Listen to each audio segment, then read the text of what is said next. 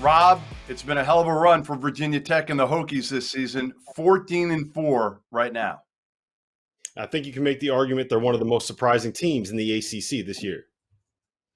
Yeah, no doubt. Someone else who can tell us a little bit about the Hokies, Virginia Tech head coach Mike Young joins us now. And Mike, I want to know, first of all, what is the best part of the move from the SoCon to the ACC, other than the private planes? I know you like the private planes and the snacks and everything, but what's been the best part of the move?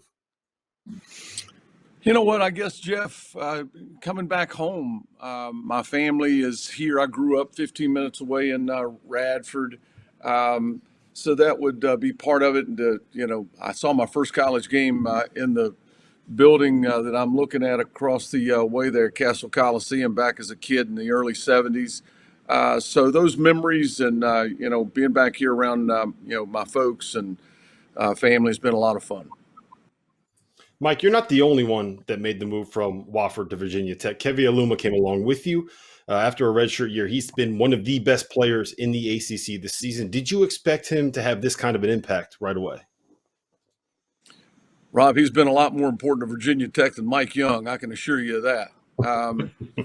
No, to answer your question, I brought him because he is a very good basketball player. Fellas, I've seen every practice he's been involved in his 4 years at the college level. I've seen every game that he's participated in.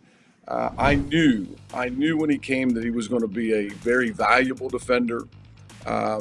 He was going to rebound the basketball. He was going to help us win games.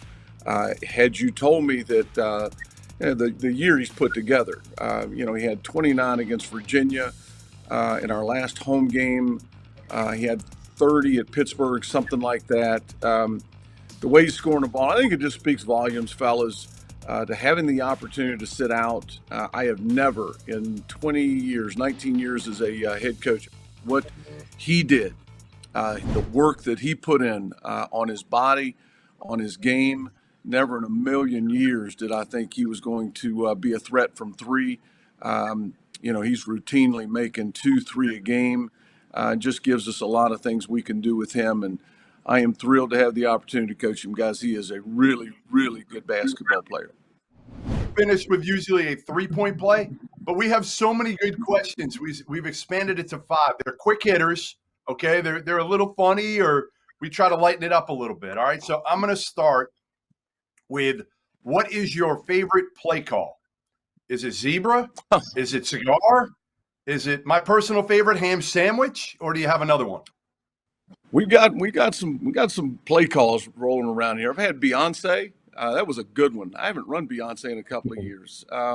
We typically tip our cap to the person we stole it from. Guys, my next original idea will be my first, but I can, as Nolan Richardson said a long time ago, I can copy my tail off. I don't know. We got names Lubbock. We've got Chuck. We've got Chuck 2. We're putting in Chuck 5 today. So we have some fun with that as well. I've got my out of bounds plays are all drummers. Keith Moon's a good one. Mighty Max Weinberg. That's Mighty Max. We've got what was Beyonce? John Bonham. Beyonce was just what play was Beyonce, Mike? Just a floppy action along the baseline. We scored a lot of calls. I had an official turn to me one time. He said, "Hey, dude, did you just call that Beyonce?" I said, absolutely. Why wouldn't I? All right. The second question is, my sources are telling me that the gym at Emory and Henry, the old gym, was haunted by the ghost of a Confederate soldier. Can you confirm? Never laid eyes on the ghost, but those stories are accurate. I've heard them all. We went in search of a couple of times after some good times, on campus. Never saw the guy, but I know he's there. All right, next one: Coors Light, Miller Lite, or Heineken, or a beer of your choice. Heineken, man, best beer in America. Right there, it is.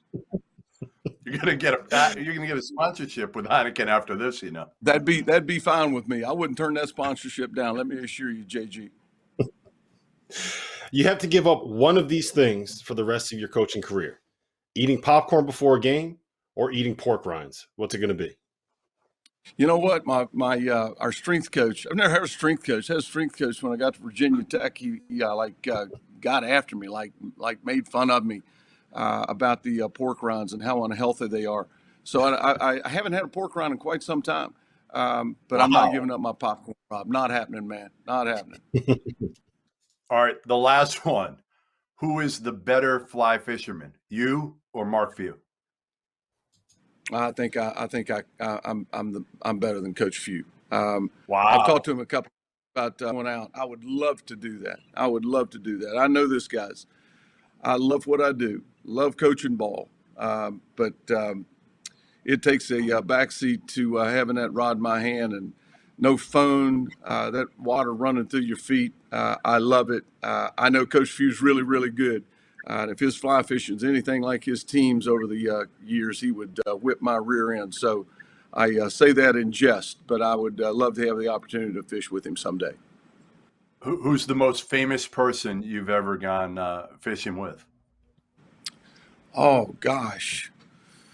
I would have to. There's Mike Ayers, a football coach at Wofford. I've been fishing with that guy many, many times. He's famous to me. I love him. Well, listen, we appreciate you coming on, Mike. Always fun, always entertaining. Since the first day we met at the prep schools, and we had that Subway on the way back with you, me, and Kenny McDonald, right? Yep. Long time ago, man. A lot of fun. Great seeing you. Continued success, and hopefully we'll see you in person soon. You guys are doing a great job with this. I really appreciate you guys. Wish you well.